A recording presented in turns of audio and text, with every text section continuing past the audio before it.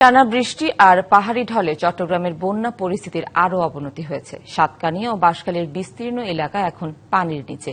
পানিবন্দী অবস্থায় চরম দুর্ভোগে দিন কাটাচ্ছেন লাখো মানুষ। এমন মানবিক বিপর্যয়ে দুর্গত মানুষের পাশে দাঁড়িয়েছে সেনাবাহিনী।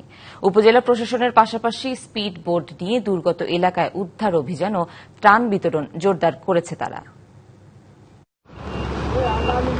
এই চিত্রই বলে দেয় চট্টগ্রামের সাতকানিয়ার বন্যার ভয়াবহতা কতটুকু। মূল সড়ক থেকে অন্তত 5 কিলোমিটার দূরের ডুবে যাওয়া ঘর থেকে নৌকা করে এভাবেই হাসপাতালে আনতে হলো 50 ঊর্ধ্ব এই অসুস্থ নারীকে। অসুস্থতা নৌকা নিয়ে চলে আসছি আর কি। ওর স্বামী মারা গেছে। অনেক লোক আপনার পানির মধ্যে এখনো যেতে পারে নাই, কিছু যেতে পারে নাই, এখন অনেক কষ্টের মধ্যে এরা আছে। যতদূর চোখ যায় কেবল অথই পানি। গত কয়েকদিনের টানা বর্ষণ আর পাহাড়ি ঢলে লন্ডভন্ড দক্ষিণ চট্টগ্রামের এই জনপদ। সাতকানিয়া উপজেলার কেউচিয়া, বাজালিয়া, ঢেমসা, চরতি সহ প্রায় সবকটি ইউনিয়নের গ্রামীণ সড়ক, ফসলি জমি এবং ঘরবাড়ি পুরোপুরি পানির নিচে তলিয়ে গেছে।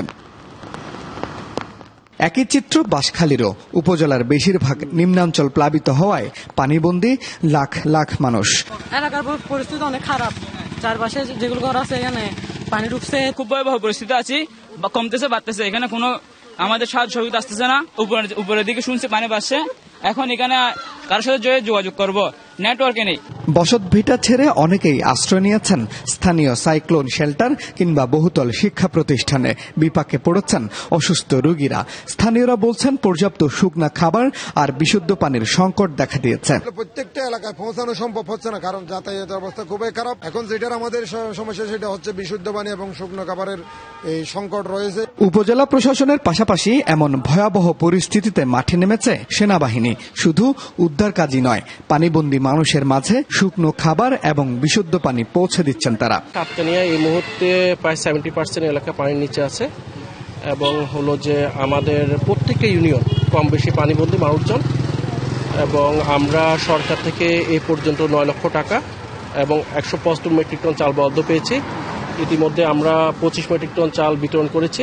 যেখানে নৌকা দিয়ে পৌঁছানো যায় সেখানে নৌকায় পৌঁছানোর জন্য, যেখানে আমার গাড়ি যাচ্ছে আমরা সেখানে গাড়ির মাধ্যমে তার পৌঁছানোর চেষ্টা করছি।